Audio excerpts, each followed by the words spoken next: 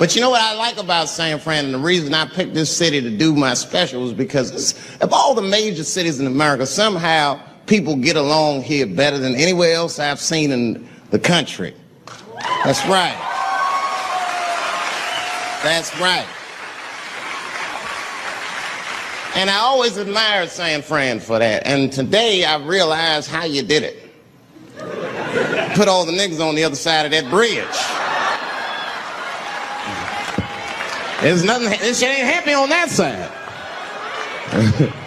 You leave San Francisco like, bye, thanks for coming to San Francisco. Come back in April, we're having a sale on Birkenstocks. As soon as you get to the other side, welcome to Oakland, bitch. Quick, quick.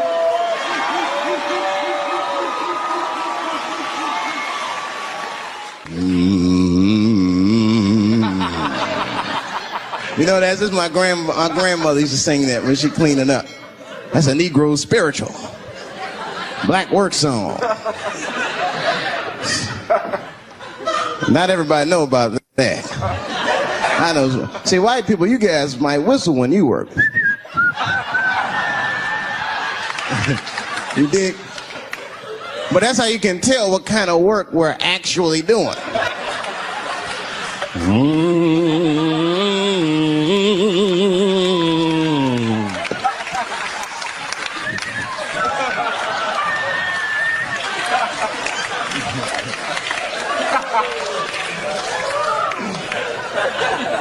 I study that kind of shit. I do. Anything that has to do with race. I read a little here, see a little there. And I travel. That's always good.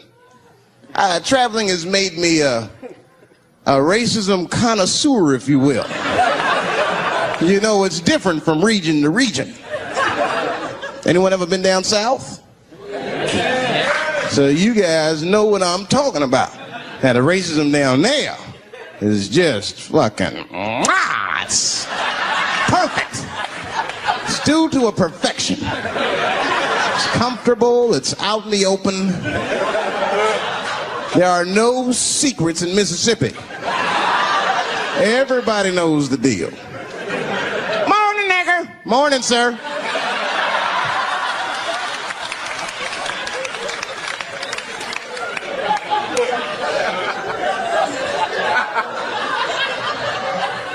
I got a lot of things to talk about tonight. First of all, I've stopped smoking weed. With black people, you didn't let me finish, motherfuckers. God damn. I'm sorry, black people, to break the news so publicly, but I can't smoke with you anymore. Every time I smoke weed with my black friends, all you talk about is your trials and tribulations. I'm sick of that shit. I got my own problems. That's a waste of weed. I'm smoking weed to run away from my problems, not take on yours. From now on, I smoke weed exclusively with white people. Calm down, motherfuckers. You win by default. You got good weed conversation. All white people talk about when they get high is other times that they got high. I can listen to that shit all night. Dude, remember at Frank's last week? It's fucking smashed, man. And catalogs everything they drink. 2 shots of Jaeger, tequila, 4 bong hits, man, beer, cheeseburger. That shit is great. Only bad part is you cannot pass out around white people. Every time white dudes pass out around each other, they always do some borderline gay shit when the guy's asleep. Frank fell asleep, so we stuck a carrot in his ass and put shaving cream on his balls. Why, motherfucker? Why would you do that to a friend of yours? He trusted you enough to sleep around you. You gonna put a carrot in his ass? Is that nice? I tell you right now, if I put a carrot in a black dude's ass, a nigga will kill you when he wakes up for some shit like that. That is an automatic death sentence on the street. It's a rap for you. I'm gonna kill that motherfucker. I thought y'all was friends, baby. What happened?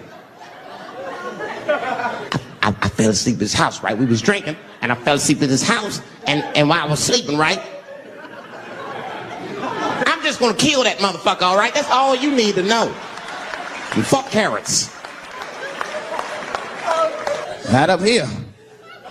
You hit the big cities, man, it's different. It's always a secret. And we should do like them. We should keep our shit out in the open, then a little. I mean, with limits. You don't want to say whatever comes to your mind. That might be a little much. White dude be walking down the street minding his business, and the brother walk up to him, hello, you white oppressor, you slave master rapist of Africa.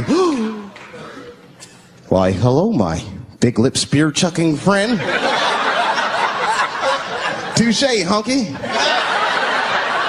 So, Whitey, what did you do today, huh? Oppress a new land and make the people there Christians against their will?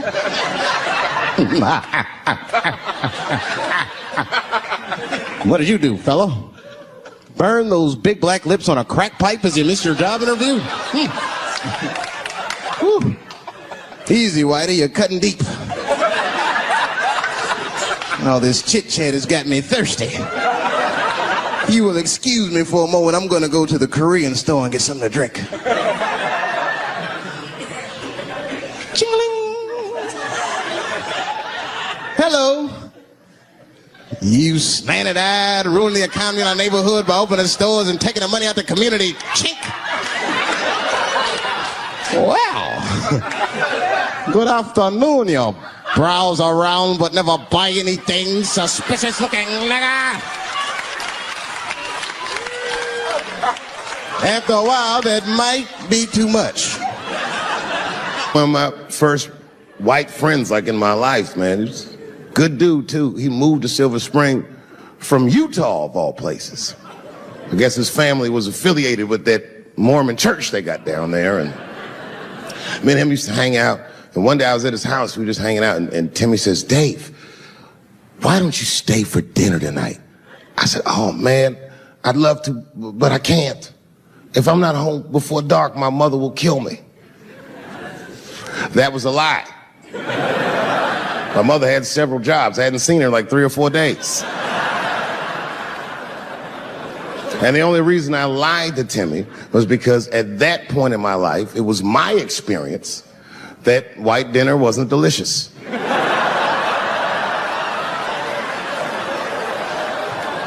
I'd rather go home and fry some bologna or some shit like that.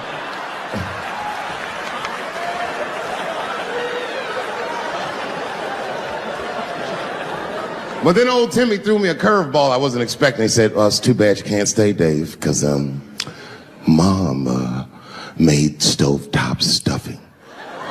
I said, what the fuck, stovetop? Well, hold on, nigga, let me make some phone calls real quick. I had seen that commercial so many times, I had dreamt of getting my hands on some of that stovetop stuffing. And finally, I met a motherfucker that actually had a box of stovetop in the house. I couldn't miss this opportunity, so I pretended to call my mother. And then I came back and I said, Timmy, you're not gonna believe this great news. Mom said I can stay. And he said, fantastic. He said, why don't you come with me and we'll help set the table and then we can say the blessing. I had no interest in setting this motherfucker's table or saying these crazy ass Mormon prayers. I just wanted that goddamn stuffing. So I told Timmy, I said, you know what? I'd love to help, but let me go wash my hands first. My plan was simple. Wash my hands slowly, and by the time I'm done, the table will be set, the blessing will be said, and all that there will be left to do is eat. Went to the bathroom. I washed my hands very slowly. I must have been in there for about 10 minutes. And suddenly, one of his mothers came to the door.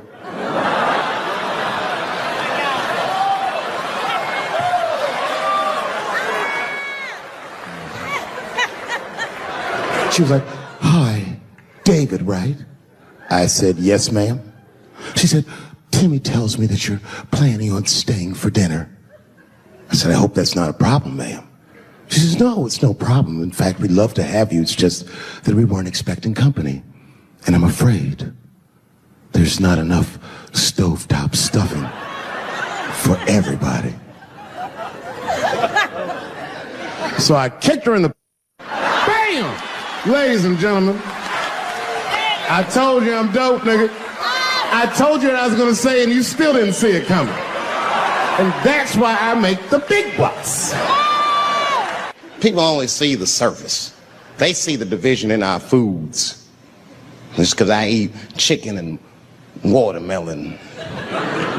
They think that that's something wrong with me. Let me tell you something. If you don't like chicken or watermelon, something's wrong with you, motherfucker. There's something wrong with you. Where are all these people that don't like chicken and watermelon? I'm sick of hearing about how bad it is. It's great. I'm waiting for chicken to approach me to do a commercial, nigga. I'll do it for free, chicken. It's the least I can do. They make fun of Latin people for eating, what y'all eat? Beans, rice, corn. Listen, that's not a reason to hate a motherfucker, all right? It's funny, but it's not a reason to hate. The only reason these things are even an issue is because nobody knows what white people eat. You've been very good at keeping that shit a secret amongst yourselves. I study white people. You don't know that. I'm writing a paper on you. Not even for school, nigga, just to do it. Just to get, I'm just doing independent research. I'm spending my money. That's why I'm working so hard. I follow you around grocery stores. They freak out. I just try to peek in the cart. They always say, get away from my cart, nigga. What are you looking at? Chicken and giblets are over there. You must be lost. These are vegetables.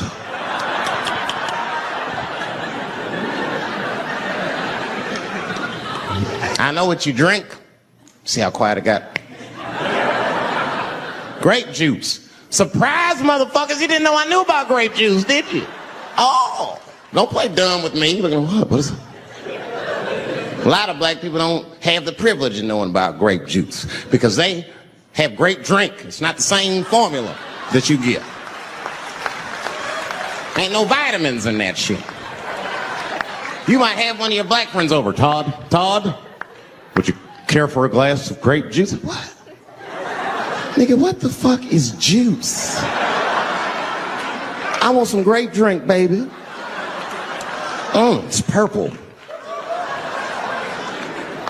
I don't think I know what a grape drink is. What? I have some apple juice if you want. What the fuck is juice? I want some apple drink. Scream.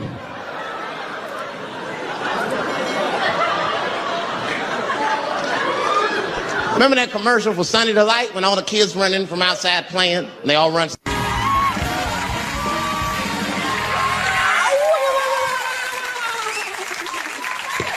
All right, everybody, we are back. My first guest is the star of the Comedy Central series Chappelle's Show. This Saturday, you can see him in his Showtime special, Dave Chappelle, For What It's Worth. Please welcome, hottest guy out there right now, Dave Chappelle.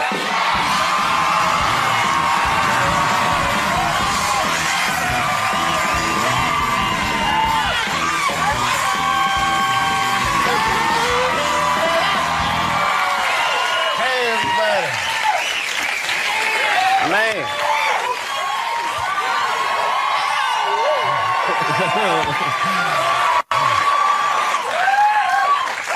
Man. Dave, here we go. To be fair, some of that was spillover from my monologue. You better keep them dancers ready. I got nothing tonight, buddy. How are you? I've been. You know, when I wear that shirt, I don't get away with it. You know what? Hi, everybody.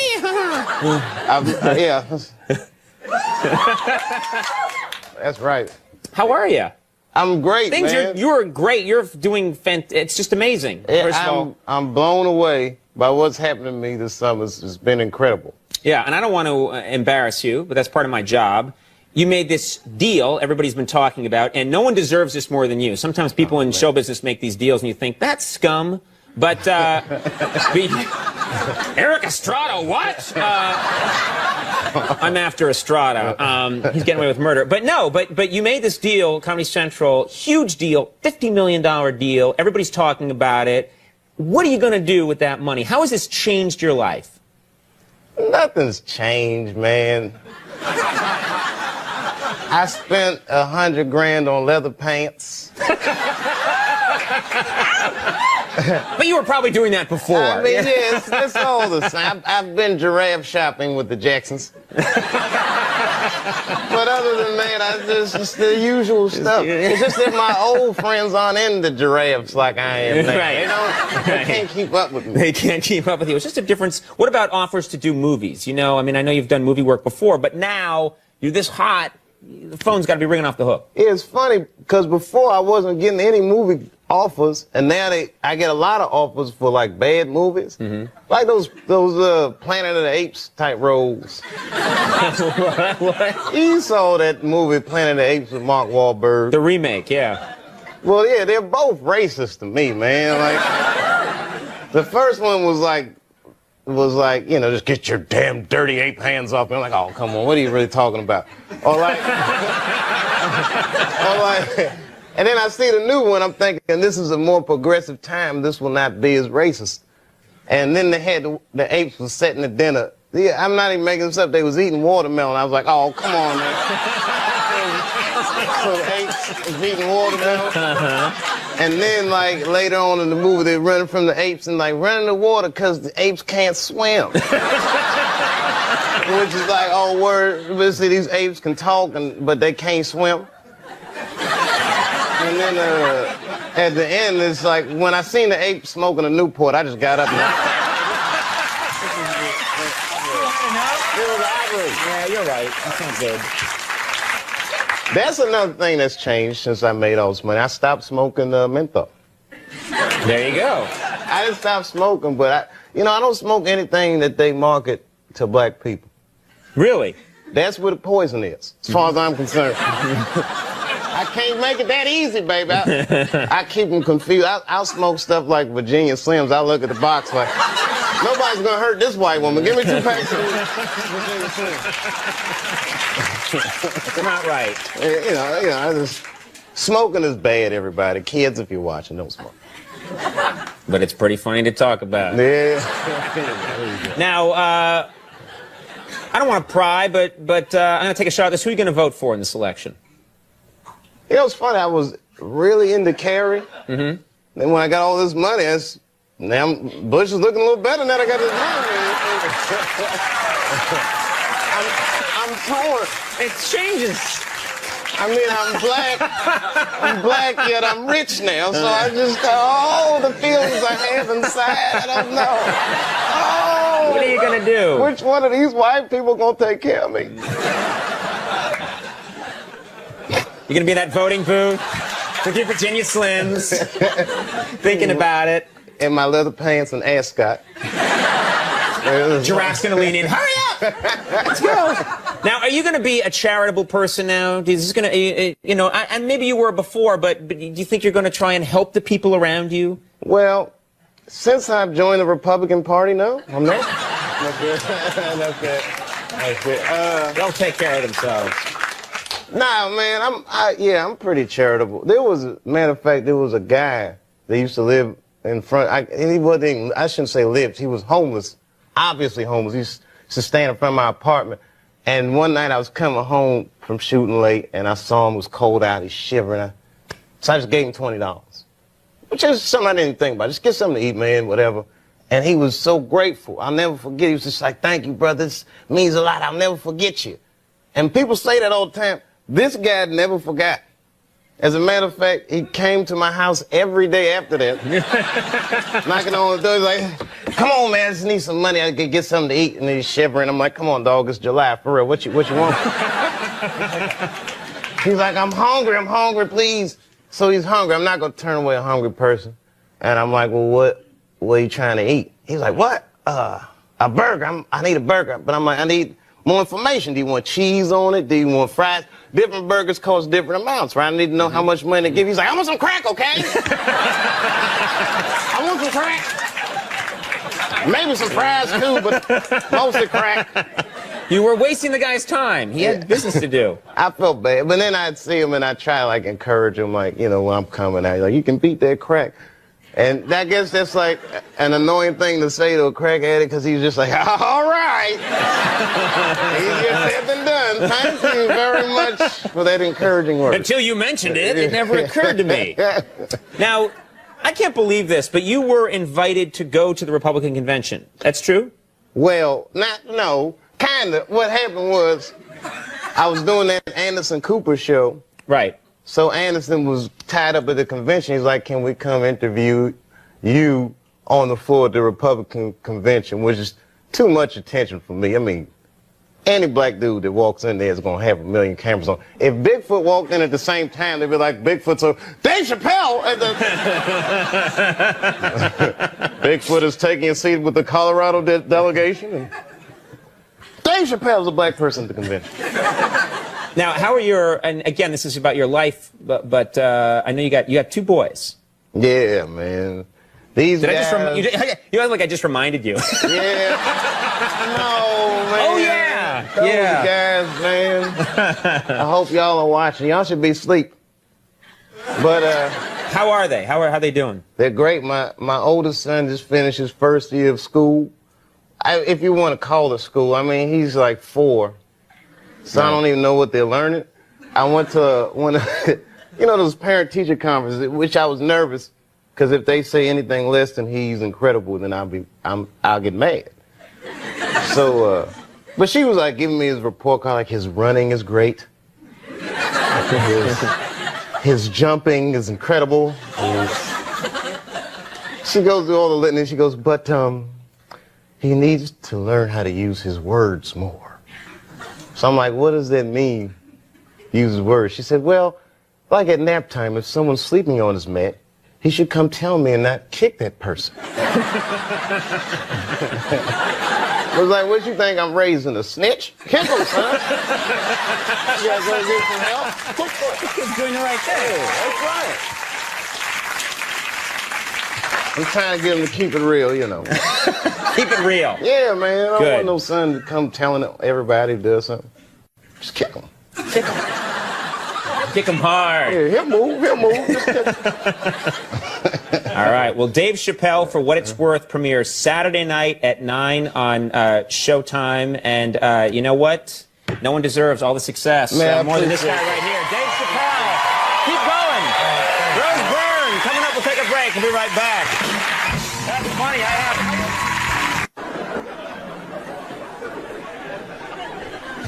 Boy. Yeah, tough time for the blacks. I'm not going to say nothing about the police. I'll leave that for Chris Rock.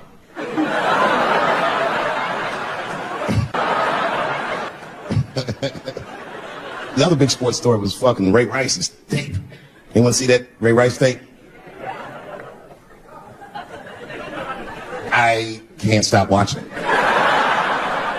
It's fucking awful. It's the most violent thing I've seen happen to a woman that was shot in color. Really fucking bad. Like, if I could have froze time at that moment and gave Ray Rice some advice, I don't think there's any way possible I'd be like, you should punch her in the face. It's a fucking terrible idea. At the same time, I also believe she shouldn't have rushed him. What the fuck was he like? Yo, you can't beat him. Just don't rush a motherfucker that's trained to stiff on people in the clutch. He's gonna get the upper hand. The only reason I bring him up is because, you know, he's about to play football again. You didn't know that? The NFL was told by a federal judge they had to reinstate Ray Rice because he was transparent with their investigation. He told them exactly what he did. And they can't just change your ruling just because the tape came out. I get it. That's like if I'm hanging out with my buddies and I'm like, hey guys, guess what I did last night? I fucked this big fat girl I met at the club. And they're all like, oh shit, Dave, that's crazy. And then they see a tape of me doing it and they're like, we can't hang out with you anymore, Dave. That's not what this crew was all about. I'm like, well, I told y'all what I did. What's really fucked up is the tape was made before they were married. Isn't that weird? I don't know why she did that. I don't even know why he would do that. As a guy, would you want to live with a woman that you had once punched in the face with all your strength? That's some very bold color purple type shit. Silly, come out here and shave me.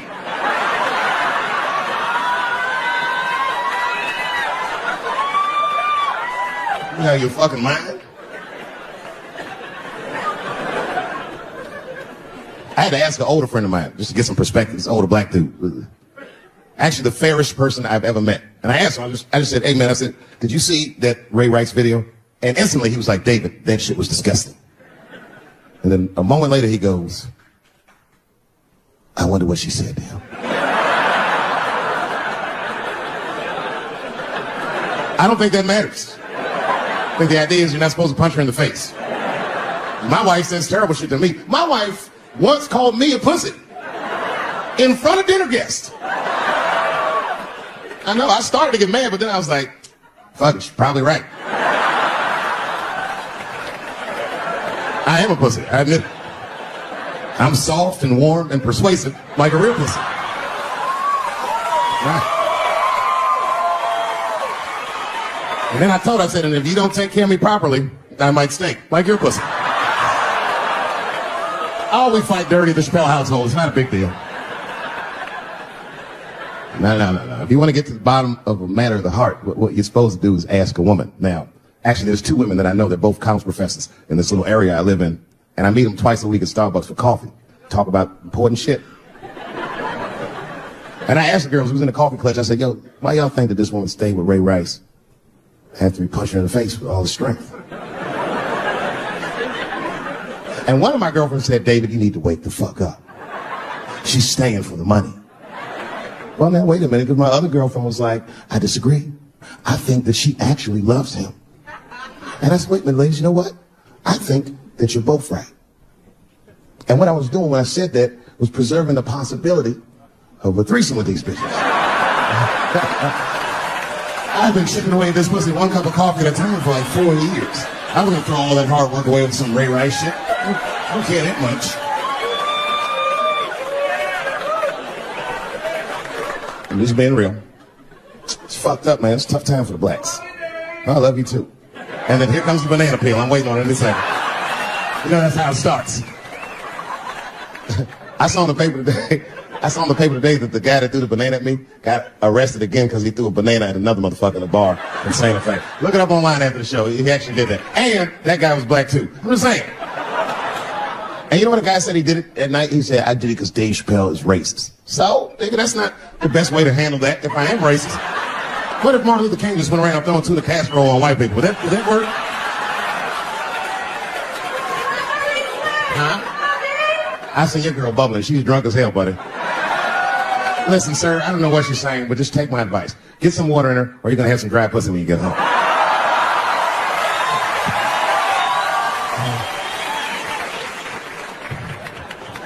His dick's going to be shaped the fuck up tomorrow. Santa Maria. Who got a cigarette in here? Anyone got a cigarette tomorrow? Yeah, you fella. Yeah, please. Well, let me see this. This is a Marlboro menthol. This could have been anybody. If it was a Newport, I'd be like a black dude threw that out. But a Marlboro menthol, that's one of them riddles.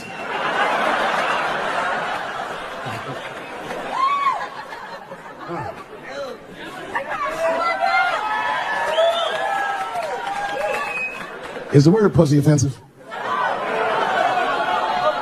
All right, just checking.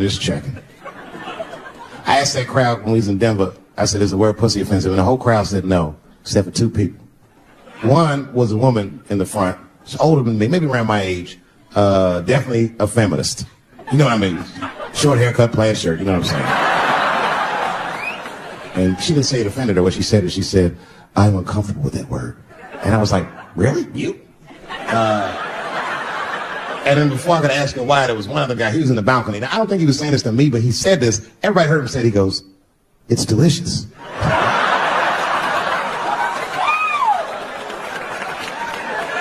I don't think I've ever heard pussy called delicious before in my life. Now, this is not to say that it's bad, but it's definitely an acquired taste. I don't think any of us tasted pussy our first time like, it needs something. You know, it's illegal for a gynecologist to say the word pussy. They can only say vagina, or they can name individual parts medically, but they can never say shorthand, even if the gynecologist is a woman. I feel like if it's a woman gynecologist, it's cool. Like, am I all right? She's like, girl, that pussy is. Yeah. I don't think men should be allowed to be gynecologists. That shit is a conflict of interest. Even when my wife was pregnant, we used to go to the gynecologist. And he put her legs up in that stirrup like this. He'd be like, all right, Mr. Chappelle, just try to relax. I push, back up, motherfucker, I got this. Just tell me what to look for.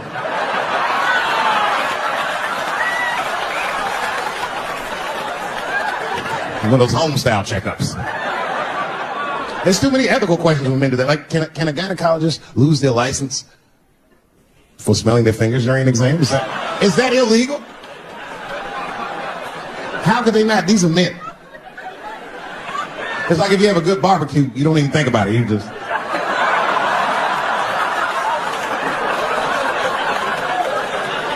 The word pussy is only offensive if you're older. People my age and younger, I don't think we dance to that shit. The song come on the radio, it's I beat the pussy up. That's on the radio. I beat the pussy up. That's a pretty harsh song. It's like nothing like a love song. There's no tracks in his tears, no midnight trains to Georgia. This man simply beats the pussy up. Unbelievable. You don't even know if he's having sex with these women. They might just pull their pants down. He'd be like, bah! Cheating it. Like he'd be watching HBO. Hi, I'm Larry Merchant standing here ringside with the pussy after a devastating bout with 50 Cent. Pussy, come over here and let me talk to you for a second. My God, you look terrible. Your lips seem to be swollen. You're bleeding a little bit. Tell me, pussy, what happened inside of that ring with 50? I don't know, Larry. I felt really good in the first round. I was ready to fight. It's warm and moist, and I don't know. You just hit me from angles I wasn't expecting. The front, left, backside surprised me the most. Well, pussy, let's take a look at round 4. This is where it all went wrong for you. Here you come out of your corner, pussy. You're fighting really good. Looks like you got 50 with the right and the left, but then 50 slips you jab, and there, right there. You see that? He punches you right on that little bean thing you have on top of your head. I don't know what that is. But there's 50 just pounding away at that bean over and over. Now, pussy, tell me, what goes through a fighter's mind when their bean gets rattled around like that? I don't think I was thinking anything, Larry. You know, I'm a real good defensive fighter. It's real hard to get to me. I've never been punched directly on my bean before. As a matter of fact, most fighters don't even know that bean exists.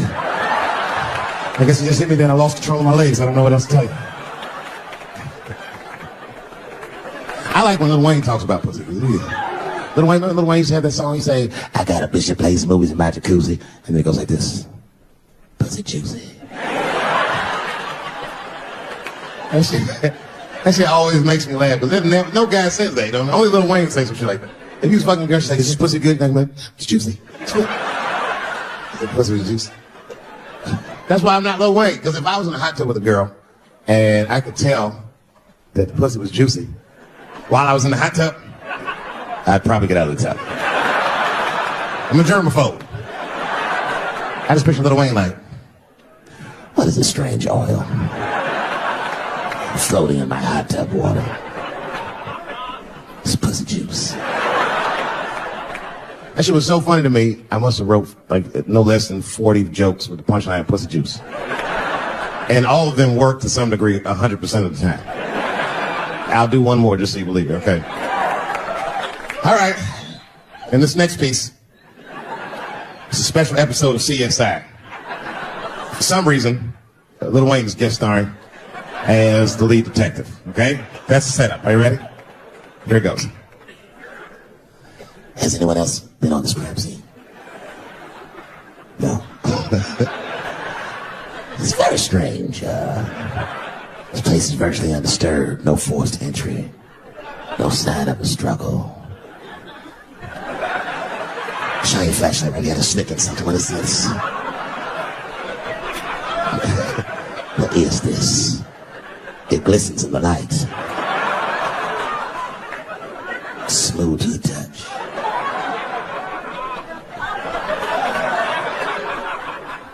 This is pussy juice.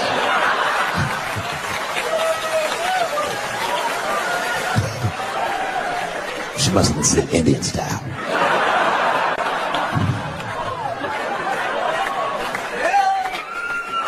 Everybody's mad about something. Recently, I got attacked online by some gay bloggers, and it hurt my feelings. I have no problem with gay people, but I fucking hate bloggers.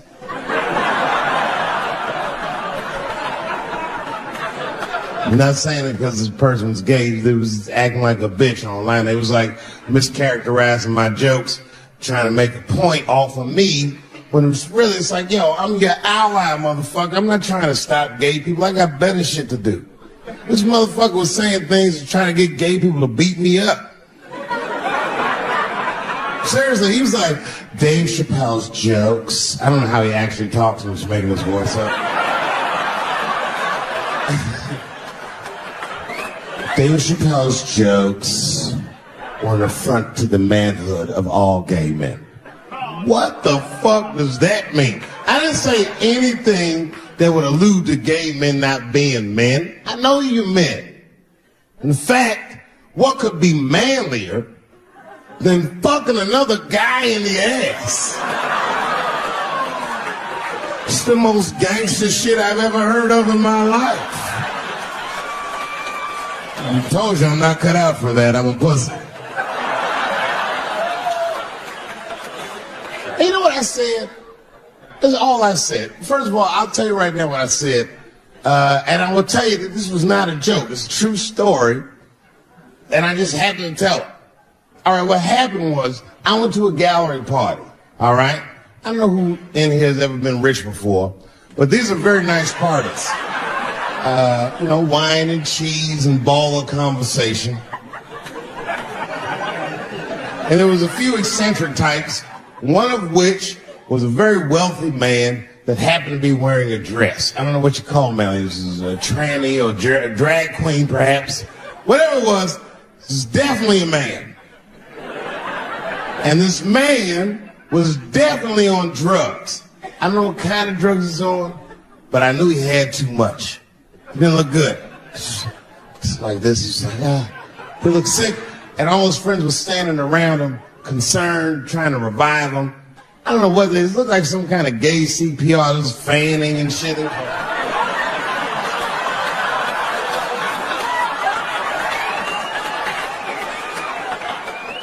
I saw all this from a distance. Now, I should have minded my own business, but I got curious. I was like, what? And I went over there. All I said, excuse me, gentlemen, is he okay? And then they looked at me like I was evil. She is fine. Say, word? Oh. I'm sorry, I didn't know this is what we were doing. Here's my thing. I support anybody's right to be whoever they feel like they are inside. I'm your ally in that. However, my question is, to what degree do I have to participate in your self-image? Is it fair that I have to change my whole pronoun game up for this motherfucker? That doesn't make sense. Seriously. If I put on an Argyle sweater and I'm like, hey everybody, I feel like a white guy in the sweater and I want some goddamn respect. I'll tell you what happened, but I can't say it directly. There's a book to me that encapsulates my entire experience before I left the show. And the book is called Pimp. It's written by a guy named Iceberg Slim. Here, bring it up here. This is Matthew. Matthew is from France. He's white. And yet, he has an original copy of this book written by a black American who was a pimp in the 40s. Iceberg Slim, his real name was Robert Beck. He got the name Iceberg because he was in a bar in Chicago and there was a shootout in the bar and a bullet went through this nigga's hat and he still finished his drink. Pimps love shit like that. They said, man, you ice cold. And he said, I like that. And it stuck. This book is so heavy in the front, it has a glossary of pimp terms because the ideas are so foreign to the American ears. For instance, do you know what the phrase mileage on a hoe means?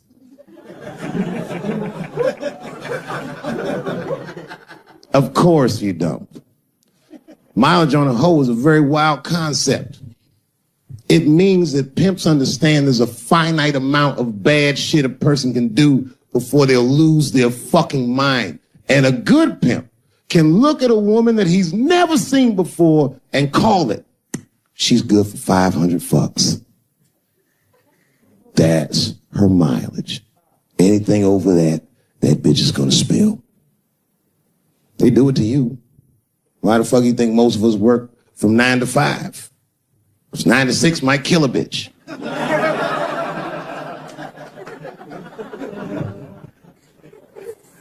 Iceberg Slim was the one that broke down what a bottom bitch was. Does anyone know what a bottom bitch is? Anyone? What's a bottom bitch, sir? It's your prostitute that's the best out of all of them, that brings in the most money. That's right. That's exactly right. Are you black? That's right. A bottom bitch is a pimp's number one hoe. She's even a bitch that helps him keep the other bitches in line. I will repeat. She's even the bitch that helps him keep the other bitches in line. If the pimp was McDonald's, then the bottom bitch is French fries. The rest of them bitches is like fish sandwiches, cherry pies, and shit like that. Iceberg Slim breaks down some of the coldest capitalist concepts I've ever heard in my life.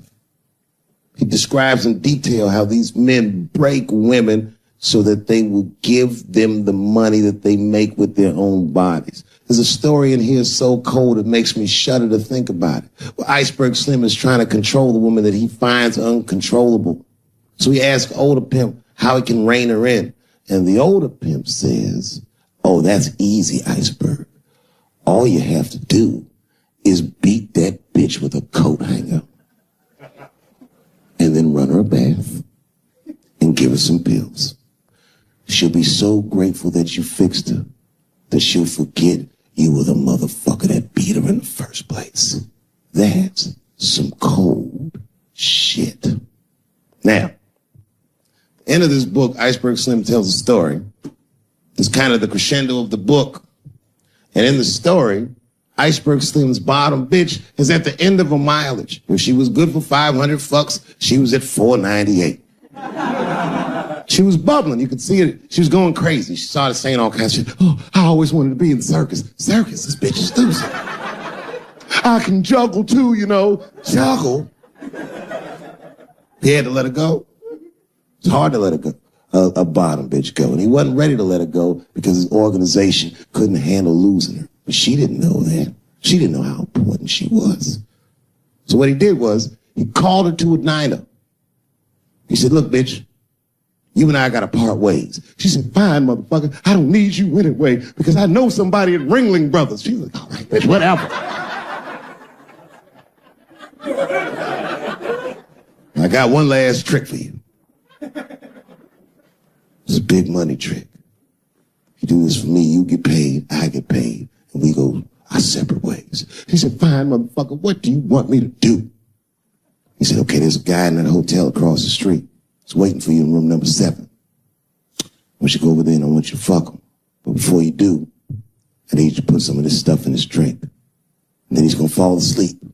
When he does, there's a briefcase on his bed. Bring the briefcase to me. That's the trick, bitch. Can you handle it? She said, fuck yeah, I can handle it. And I can't wait to get rid of you. She ran outside, jumped on a unicycle, and pedaled across the street. An Iceberg watched her. He was like, man, she's pretty good. Man, if I never jerked off in the face, maybe she would have been in the circus right now.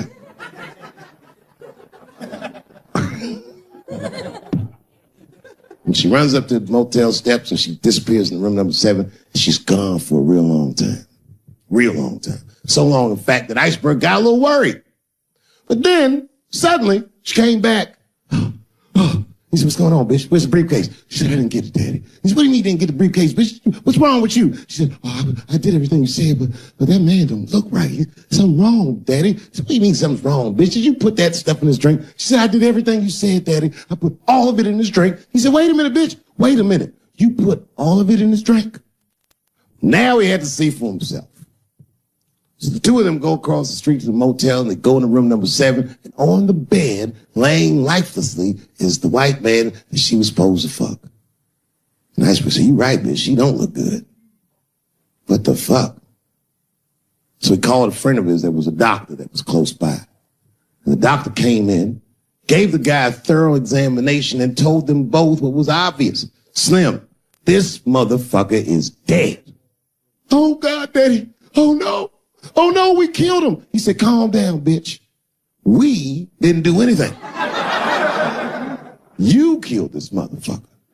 And then he reached under the bed and he grabbed the briefcase, he popped it open. It was filled with money. More money than any of them had ever seen. And Iceberg took a little bit of the money and gave it to the doctor, and the doctor left discreetly. "All right, bitch, let me think. I can fix this for you. I know somebody I can call. But if I call him, I'm gonna owe these motherfuckers a big favor." "Oh, God, Daddy, please. I don't want to go to jail." "Neither do I, bitch, so will you shut up?" She picked up the phone. She heard him mumbling on the phone a little bit. He hung up the phone, and she was pacing the room, and he was just standing there cool, and they were waiting, and then suddenly a van pulled up downstairs. Two guys get out with a carpet. They walk upstairs. They roll that carpet out on the floor. They throw the body in the carpet. They roll that motherfucker up like a burrito. They pick that shit up, and they throw it in the back of the van. They come back up, and Iceberg opens the briefcase again and gives them a little money. He says, "I'll get in touch with you guys later." They say, "You're not going to get in touch with us at all. We'll find you." He said, "Whatever, nigga." And they bounced. "Oh, God, Daddy, oh, God." He says, "Relax, bitch. Listen, we getting the fuck out of here. You go downstairs, you get the car. We got to leave separately." She went, she got the car. Iceberg grabbed that briefcase, waited a few minutes, looked out the window, and then he went down with her. They both got in the car, and they drove off. She was a blubbering mess. Oh, you did all this shit." He said, "I told you, bitch, we didn't do anything. You killed a motherfucker, and I cleaned him up. And now we got us a secret, okay? I know I'm not gonna tell, bitch. It's you?" She said, "Oh, no, I ain't gonna tell." He said, "All right, baby, cool. I'm gonna need you to stay with me for a while till this shit cools down." She goes, "Okay. That's the game. That's how the whole shit works, ladies. You understand? This bitch was at the end of her mileage. She was at 498. She ended up tricking for Iceberg for another 6 months. She must have turned another 200 tricks for him. Do you understand? Some cold shit. And the cold shit about it is that the dead guy on the bed wasn't even dead at all. This motherfucker was just a friend of Iceberg's acting like he's asleep.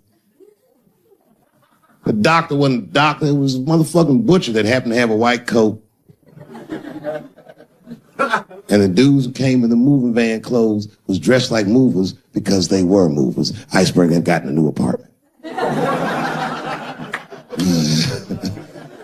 And the bag of money was Iceberg's money in the first place. The money he got from all those women. That's a cold game.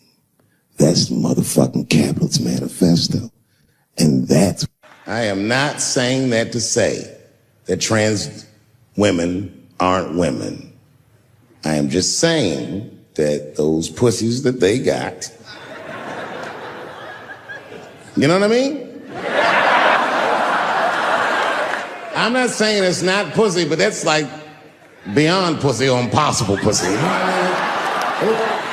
It tastes like pussy, but that's not quite what it is it? It's not blood, that's beet juice.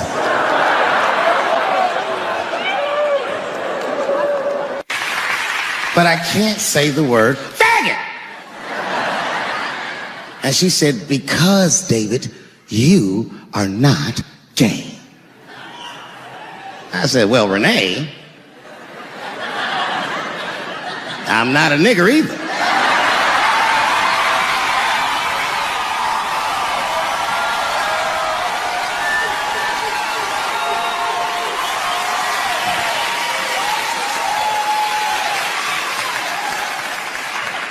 But you see, what I didn't realize at the time and what Kevin had to learn the hard way is we were breaking an unwritten and unspoken rule of show business. And if I say it, you'll know that I'm telling you the truth. The rule is that no matter what you do in your artistic expression, you are never, ever allowed to upset the alphabet people. You know who I mean. Those people that took 20% of the alphabet for themselves. I'd say the letters, but I don't want to conjure their anger. It's too late now. I'm talking about them L's and them B's and them G's and the T's. People be surprised. I have friends, all kinds of letters. Everybody loves me and I love everybody. I got friends who are L's, I got friends who are B's, and I got friends who are G's. But the T's hate my fucking guts.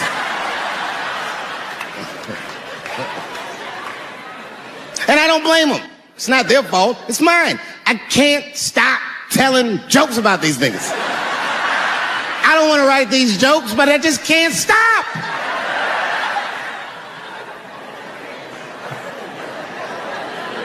You know, you hear all those letters together all the time. LBGT, LBGT. And you think it's just one big movement. It's not.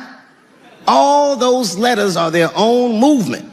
They just travel in the same car together. And my guess is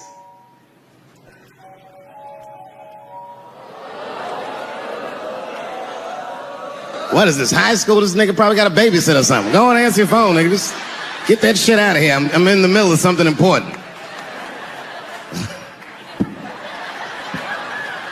Wouldn't it be funny if we made fun of him? He's like, and he went outside like, hello? Mama's dead. Oh no! Mama's dead.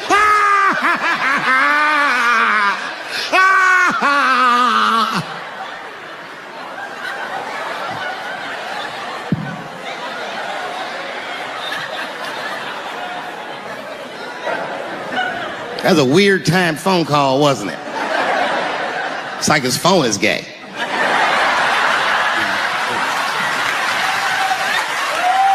But motherfuckers are just taking it too far. I don't know why or how everybody got this goddamn sensitive. You know who hates me the most? The transgender community. Yo, yeah, these motherfuckers. I mean, I didn't realize how bad it was. These motherfuckers are really mad about that last Netflix special.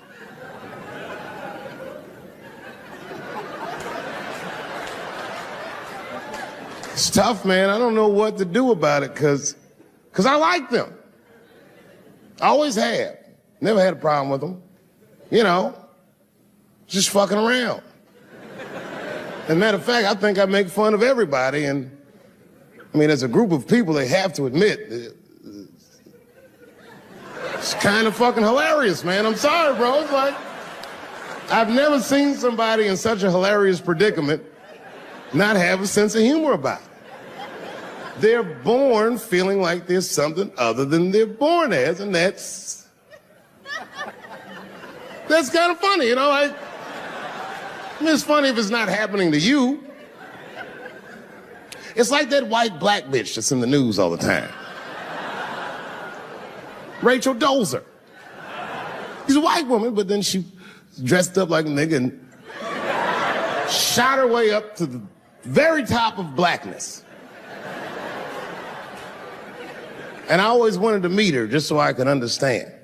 I just wanted to like have dinner with her so I could just look in her eyes and call her a nigger to her face. The fuck is that bitch talking about? I identify black. That is trans talk, lady. Stop biting. Stop biting.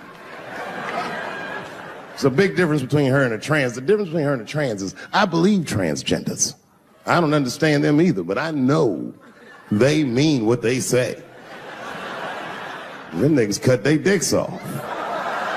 That's all the proof I need. I've never seen somebody just throw their dick away. Don't need it.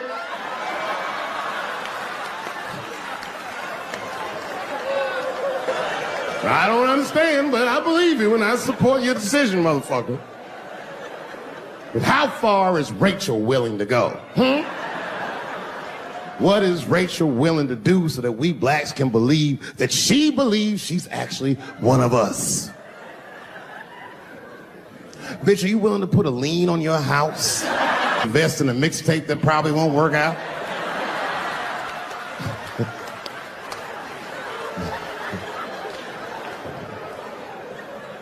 She didn't even change her name. Didn't even change her name. Her name is Rachel. I can't believe in that name.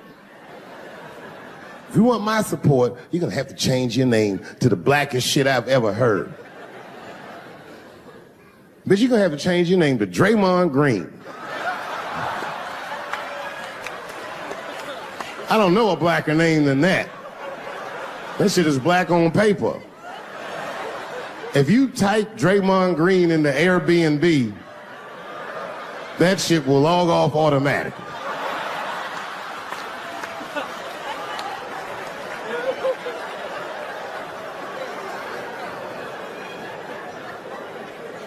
You know, people get mad, bro. People get mad about everything I say. I was doing a show. I was in Portland, Oregon. And I was checked in a hotel under the name Charles Edward Cheese.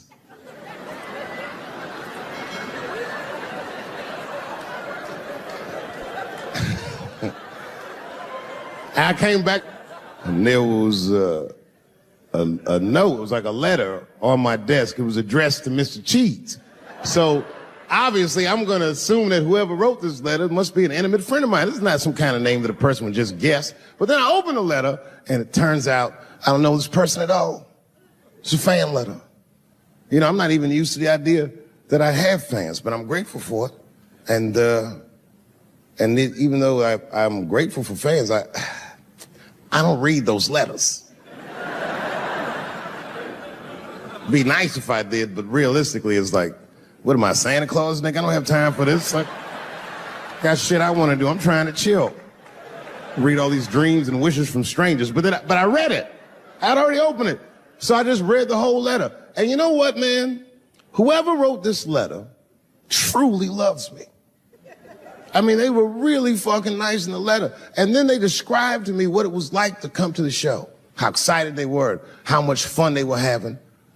And then they said that when I got to my jokes about transgenders, that they were, quote, devastated.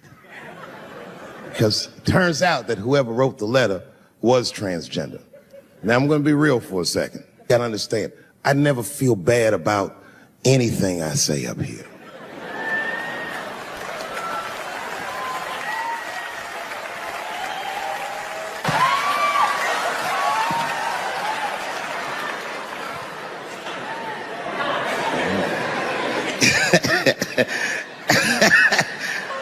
Like I was saying, my guess is the G's are driving that car. That makes sense to me, because there's white men in the G's. And these people are trying to get around discrimination and oppression. And you know how white dudes are. We know these roads. In fact, we built these roads. The rest of you buckle up. We'll get you to where you want to go. So the G's are just driving the car. Of course, next to the G's in the passenger seat is the L's. Everybody likes the L's, except for the G's.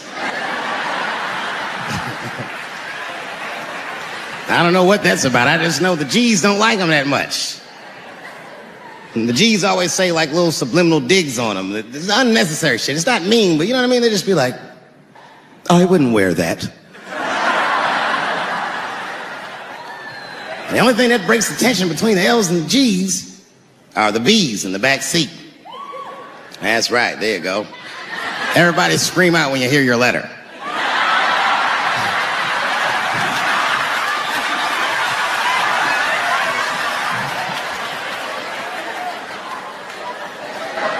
If it's one thing that the L's and the G's agree on, is that the B's are fucking gross.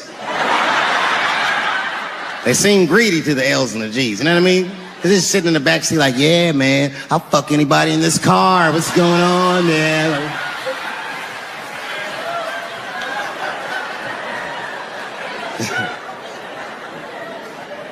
And sitting next to the bees, all the way in the back seat by themselves, looking out the window.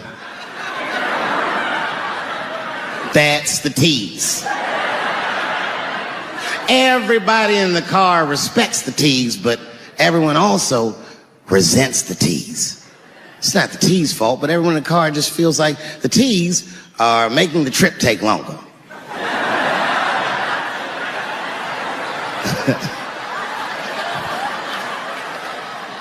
Anything the tease say gets on everybody's nerves. And then the tease don't even say anything bad. They should be in the back talking to himself.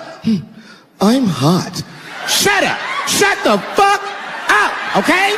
Just roll the window down, you bitch. I don't know what you... What? Just said I was hot.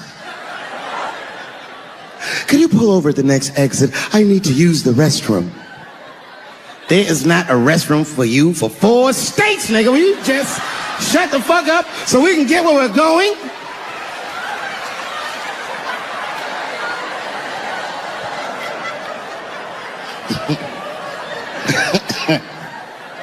And just when that car can't get any more tense, the cues are a hitchhiker that they pick up on the road. Some white dude in booty shorts is walking down the freeway.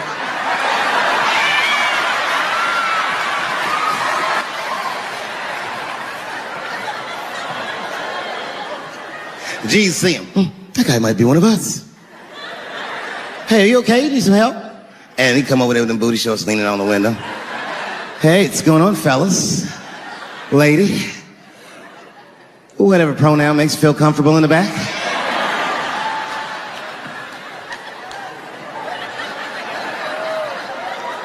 Yeah. I don't really know where I'm going. I don't know if I'm gay or I'm straight or whatever. All I know for sure is that I really want to get in this car.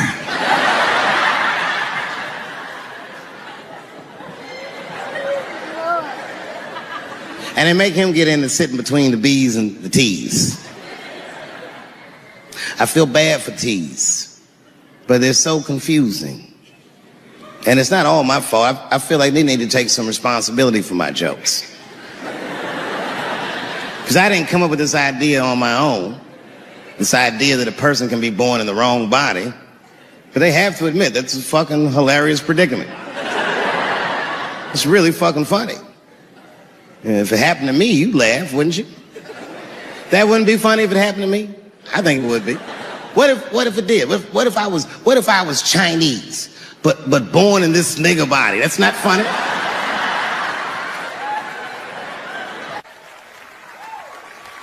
And I would never admit this to you if I hadn't locked your phones up.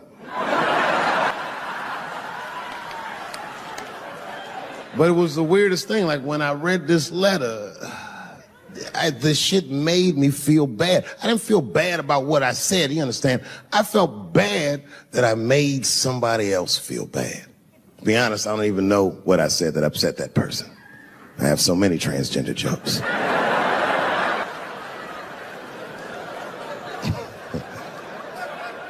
But I feel like it was probably this joke I'm about to tell you right now. And it's not even that bad of a joke. It's a true joke. I mean, it's not true, but I had read in the paper that Caitlyn Jenner was contemplating posing nude in an upcoming issue of Sports Illustrated. And I know it's not politically correct to say these things, so I just figured, fuck it, I'll say it for everybody else. Yuck. Oh, sometimes I just want to read some stats. I don't know why you're gonna cram some man pussy in the middle of the sports page like this. I just didn't think that was the place for it. But I wasn't saying anything like Caitlyn Jenner's a bad person. I'm not mad at her for doing it. Not even mad at Sports Illustrated. If I'm mad at somebody, I'm probably just mad at myself. You understand? Because deep down, I know that I am not strong enough to not look at those pictures.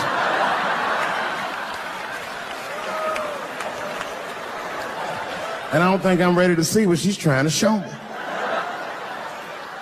So Caitlyn, God damn it, if you go through with this thing,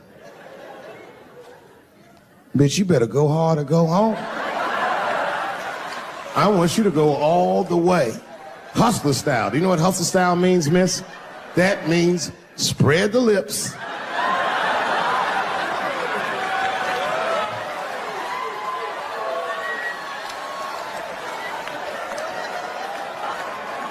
I hope she spreads her lips and there's an itty bitty dick inside. Ah! The show is behind the curtains.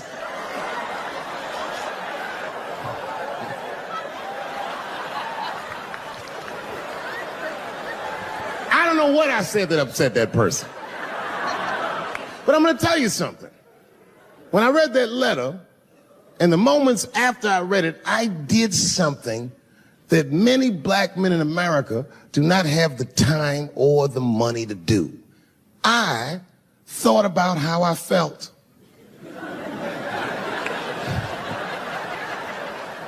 I asked myself a very basic question that I don't think I ever directly contemplated. I said, man, Dave, if you're writing all these jokes, do you have a problem with transgender people? And the answer is absolutely not. The fuck do you guys think I am? I don't understand all the choices that people make. But I do understand that life is hard and that those types of choices do not disqualify you from a life with dignity and happiness and safety in it.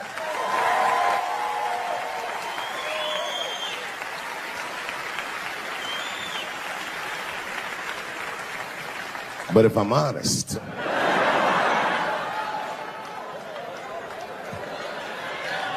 my problem has never been with transgender people. My problem is transgender people. I just feel like these things should not be discussed in front of the blacks. It's fucking insulting, all this talk about how these people feel inside. Since when has America given a fuck how any of us feel inside?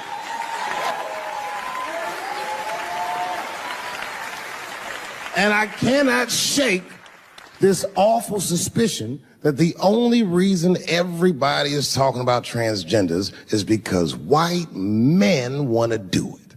That's right. I just said that. If it was just women that felt that way, or black dudes and Mexican dudes being like, hey, y'all, we feel like girls inside, they'd be like, shut up, nigger. No one asked you how you felt. Come on, everybody, we have strawberries to pick. It reeks of white privilege. You never asked yourself why it was easier for Bruce Jenner to change his gender than it was for Cassius Clay to change his fucking name?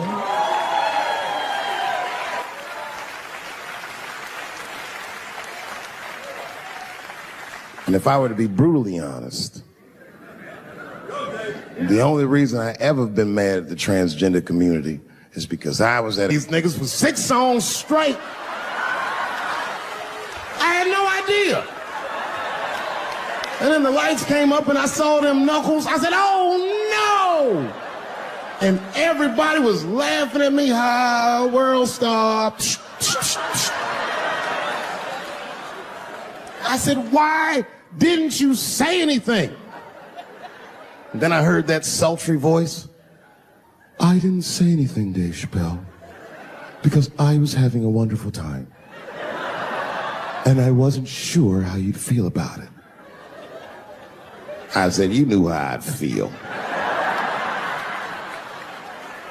And she said, I'm going home. I don't want any trouble from you. I said, home? It's only 2 songs left. I mean, we might as well finish the night. And we ended up having breakfast together. Oh, grow up. That doesn't make me gay. I just titty fucked her. His titties are as real as any titties in L.A. It's 2 o'clock in the morning. I was just borrowing a little friction from a stranger. Whoops.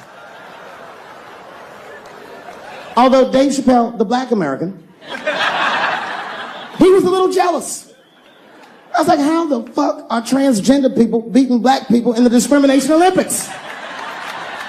If the police shot half as many transgenders as they did niggas last year, it'd be a fucking war in LA. I know black dudes in Brooklyn, hard street motherfuckers that wear high heels just to feel safe.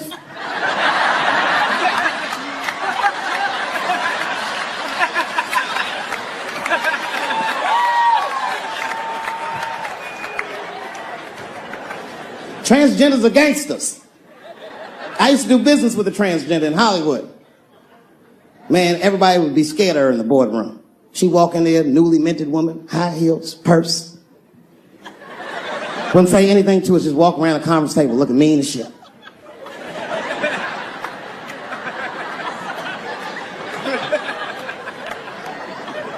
And then she walked to the head of the conference table, stare at us all, reach in her purse and pull her old dick out and throw it on the table. Let's talk business, gentlemen. Ah!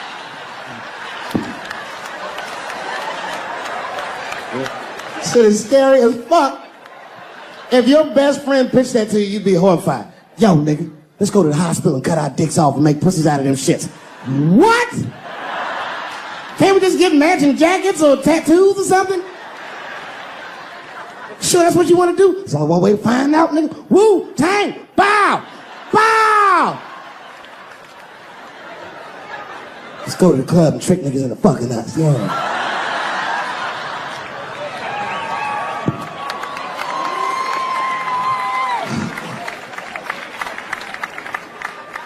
The third time I met O.J. Simpson.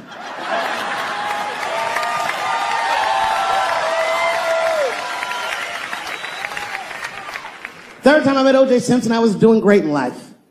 I just finished the second season of Chappelle Show. Man, those were good days. I was playing a comedy club in Miami, the Improv. I don't know if you've ever been, but if you have, you'd know. The door for the green room is right on the stage. Can you imagine such a thing? If I walked out of the door of the green room, bam, I'm just right here. It's right from the dressing room. And I did that. I walked out, and the whole crowd was like, hooray! And I looked, ma'am, as close as you are to me, I saw him as soon as I came out.